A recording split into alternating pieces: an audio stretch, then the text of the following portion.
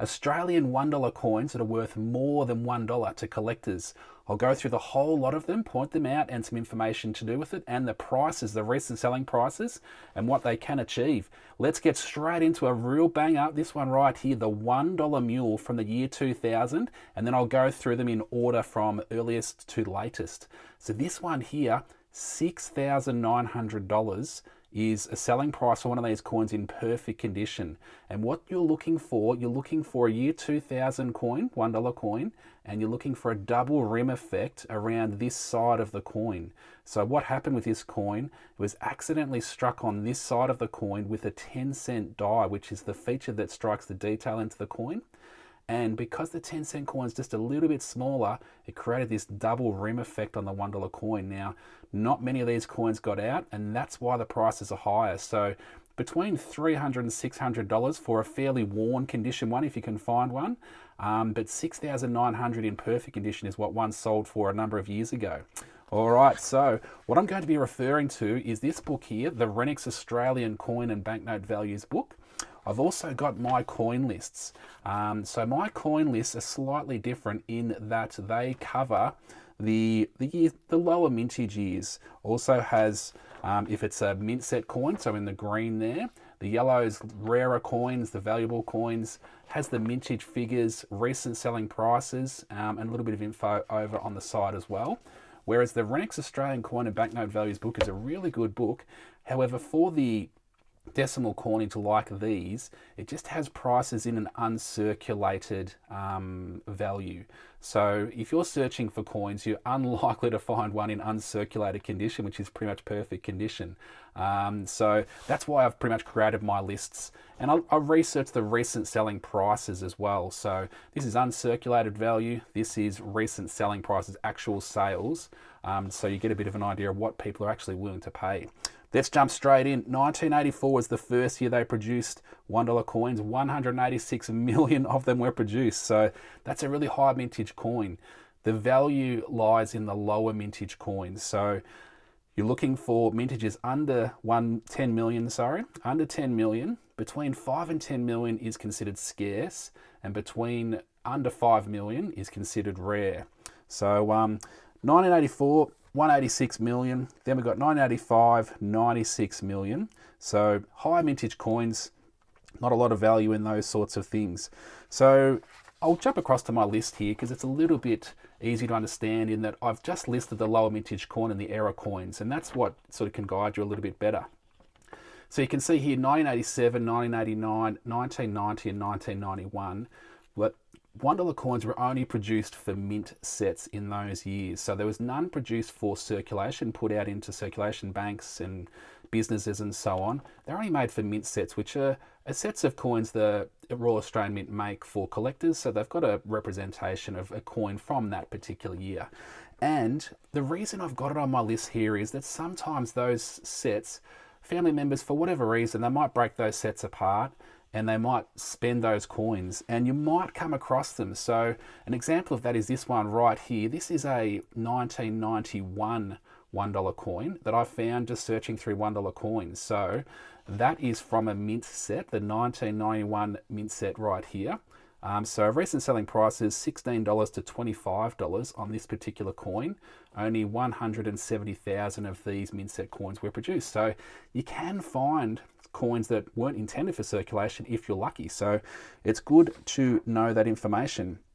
All right, now just before I do go too deep into it, some of these coins here are commemorative coins, and you see lots of different designs. They're really cool. It's really interesting to see different designs. However, they're not all low mintage, meaning they didn't make many of them. Supply and demand usually drives price. So if there's a low supply and there's a high demand, then the prices usually go high. Whereas if they made lots of them, then there's plenty of them out there. They're a bit more easier to find, and the prices tend to stay a bit lower. So that being said, let's keep on going. Maybe I'll look at this list here, just of ease. So 1992, this coin here, the Royal Australian Mint has 8,000 as a mintage figure on those coins. but no one's ever actually spotted them. So they'd be super rare if anyone did find them, but it's an interesting one because the Royal Australian Mint are sort of adamant that there's 8,000 on their website, but yeah, no one's ever actually found any, so we'll see what happens with that one there in the future. The year 2000 coin, that's the year you can have the $1 mule. So the one that I just showed a bit earlier on, historic sale, 6,900. A recent selling price range on my October coin list, this is my October coin list, $250 to $4,490 is a recent selling price range on those. Now the year 2000 $1 coin is a lower mintage coin as well. So in its own right, 7.6 million coins were produced that year. So that's in that scarce range. And $2.30 to $42.50 is a recent selling price range on that particular year. Another one that I've got here that I can show you is a 2001 Federation $1 coin, but this one here is a rotation. So I'll show you right here. This is the $1 coin that I'm talking about, the Federation one. It's a higher mintage coin, meaning they made a fair few of them. However, a rotation is a rare minting error. So what happens is when you hold the coin at the top and the bottom and you flip it around, the queen's supposed to be pointing to 3 o'clock on the coin. Now these coins are known to have a rotation. So let me show you right here. Hold it at the top and the bottom, give it a flip around, and you can see the coin's actually pointing up to about 1 o'clock instead of pointing to the 3 o'clock direction. That's a rotation, and the queen can be pointing in any direction on that coin. So definitely keep an eye out for that one. So a recent selling price range on those, $20 to $79 is a recent selling price range on those rotations if you can find those. Then we've got the 2001 Volunteers, $1.50 to $43. And the reason the range is so vast between $1.50 and $43 is uncirculated condition. So a coin in really, really good condition, $43, and one in quite poor condition, $1.50. But it also comes down to what people are willing to sell their coin for. If you jump on sites like eBay and someone puts a coin up there for $1.50 and someone goes, yeah, I'll take that for $1.50, that records it as a selling price. And likewise with this one here, if you've got a really good condition coin, you can put a high value on it. It doesn't mean someone's going to buy it, but if someone's looking for the best quality coin they can for their collection, and that's usually the case, then someone may pay a really high price. And as you can see here, $43 is what someone paid for one of those coins, the Volunteer coin. Okay, there's also another Volunteers coin in 2003. $3 to $15 is a selling price range on that. That's a lower mintage coin, that one, 4 million mintage. Then we've got the Women's Suffrage $1 coin, $2 to $10, 10 million mintage. We've got the 2004 Mob of Roos. So when you see Mob of Roos, that just refers to that design of the kangaroos on the coin. Because there's so many different commemorative designs on the $1 coins, collectors tend to refer to just the standard coin as the Mob of Roos because, yeah, it's got the kangaroos on it. So 2004, $2 to $16.50 on this one here. Okay, and just while I'm going through this, if you're interested in picking up my coin lists, I've got coin lists for each denomination of coins. So $2 coins, $1 coins, 50 cent, 20 cent, 10 cent, and 5 cent. They're available through my links. So here on YouTube, if you go to the description of this video, you'll get to the link for my link tree where you can pick up my coin lists. And also, if you go to my YouTube homepage, the About tab, there's tabs across the top. The About tab is on the right-hand side. You click on that, and then you click on the links, which is the link tree links. That gets across to the tabs where you can pick up these coin lists as well. So there is a bit of a charge on these coin lists because it takes me a bit of time to put the research in, to research all of these coin values and the prices. But yeah, definitely jump in and check those out. I've also got this book listed too on my link tree as well if you're interested in picking this up, the Renniks Australian Coin and Banknote Values book. A really good reference book as well. Okay, so where are we up to? 2005, $2 to $15, 5.8 million mintage. Then we've got a 2005 hat cud. So the hat cud is this particular coin, and on the top of the hat the gentleman is holding, you can get a little bit of extra metal across the top of the hat. Now, if you can find that extra metal, $4 to $8. Used to hold a bit more value than that, but the recent selling prices are what they are. So $4 to $8 for that one. Then we've got another mint set coin. So in 2007, $10 to $34.50. We've got the Choggum coin, 2011, $1.90 to $8. Now the Choggum coin is this one over here. It might be a bit hard with that light right there, but this coin right here, that's the design that you're looking for, the Choggum coin. Slightly higher mintage at 9.4 million mintage, but it's still one to keep an eye out for. The 2012 mint set Mob of Roos, these ones hold a fair high value, so $80 to $99 each. 100,000 minted, but geez, they hold a high value, and it's the same with the $2 coins and a few of the other ones too. So definitely keep an eye out for the 2012 coins. Then we've got a 2014, one of my favourites to look for, just in the standard issue coins, 2014 Mob of Roos. So $4.50 to $19.50, only 1 million mintage. So I've got one right here. And the reason this one holds a bit more value is that they produced ANZAC coins in 2014, 22 million of them, but they only produced 1 million of the kangaroos design in that particular year. So it's a very low mintage coin. It's one of my favourites to look for and find in the $1 area. Now this one here, very rare coin here. I've never sort of come across any, but an ANZAC mule. So the ANZAC coin, which is, where's the design over here? It should be on this page. Yeah, this one right here, this ANZAC design right there, that's also known to have a mule. So a bit like the year 2000 mule, where it's got that double rim effect. So definitely keep an eye out for it. Very, very rare if you'd find it. So quite a valuable thing if you can find that, but keep an eye out for that. No recent selling prices. That's why it's just got the dollar signs there. Then we've got a 2015 missing leg. So the third kangaroo down from the top can have a missing leg at the back. You could probably reference some other videos I've got on that particular error. But yeah, $5 to $32.50 for that particular missing leg. 2015 double obverse. So that means an obverse is the head side of the coin. Very valuable, but it has been sort of known to have occurred. So very rare coin. And in notes over here, rare heads struck on both sides. So that can happen. It's very rare, but you can have the heads design on both sides. And if you find one like that, well, and if it's a genuine one, there are coins that magicians use where they manufacture from real coins, but they sort of cut out, somehow they cut out and they place, say, the kangaroos on this side and the kangaroos on that side. But also you can do the heads on this side and the heads on that side, magician coins. So they're not as valuable. But sometimes it's a minting error where the design is actually struck this one and the kangaroos on the other side, or the heads on this side and the heads on this side. And they're super valuable, usually into the thousands and thousands of dollars for those particular ones. Okay, where are we up to? ANZACs, the ANZAC coins. So they're all lower mintage if they're not the 2014s. So we've got the 15s, 16s, 17s and 18s. And they're usually between that sort of $3 and $8, $9 sort of range, in that range there. Now, in amongst that, the 2016 changeover coin. Now, I've got one of those here. That's actually this design right here. It's one of my favorites to find as well. This is one of the lowest mintage $1 coins. It's called a changeover because it's commemorates 50 years since Australia changed over from decimal currency, pre-decimal currency like pennies and half pennies and pounds, to decimal currency like cents and dollars. So it's got the kangaroos on this side. It's got this special design on over on this side right here.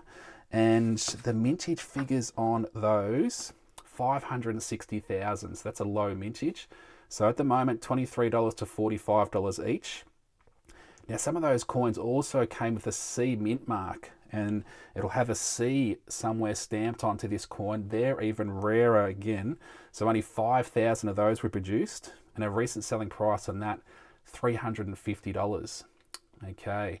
And then we've got ANZACs. We're continuing with the ANZACs there, the 2017s, 2018s. Yeah, between about $2 and $9. The $1 2019 coins that can have the A, the U, or the S privy mark. Now, those letters can be below the large kangaroo. So if you find one of those letters between $3 and $11.50, 1.5 million of each of those letters were produced on the coins.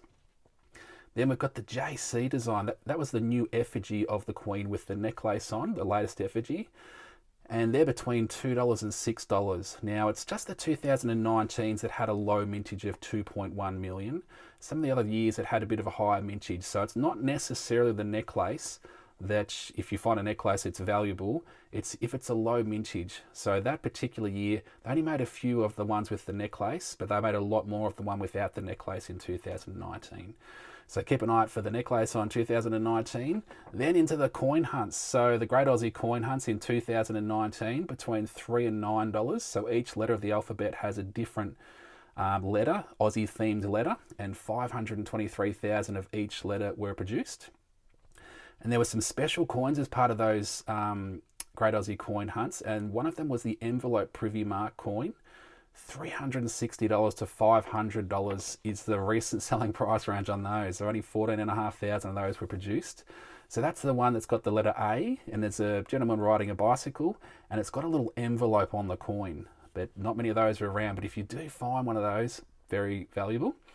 Then we've got the Mob of Ruse 2020, $2.50 to $8, 6.4 million mintage. The Qantas coin with the plane on it, $4 to $15. Only 2 million of those were produced. And then I got a few questions about these. The donation dollars, the 2020 donation dollars, at the moment, $1.50 to $5.50. They were also produced in 2021, $1.80 to $6 for those ones there. So 12.5 million in 2020 and 5 million were produced in 2021 of the donation dollars. All right, then we've got the Mob of Ruse 2021, $43 to $100. Only 160,000 of those were produced. That is quite a low mintage, so definitely keep an eye out for the 2021s. Aussie Coin Hunts again, so they did that in 3 different years. So 2021 Aussie Coin Hunts, between $2 and $12 each for those ones. Now that particular year they had a special, the Colour Great Barrier Reef coin, which is $200 to $280 at the moment. So it's got a bit of colour on it. Only 7,500 of those coins were produced. Then we've got the 2022 Mob of Ruse, $2.60 to $15, 10,000 mintage.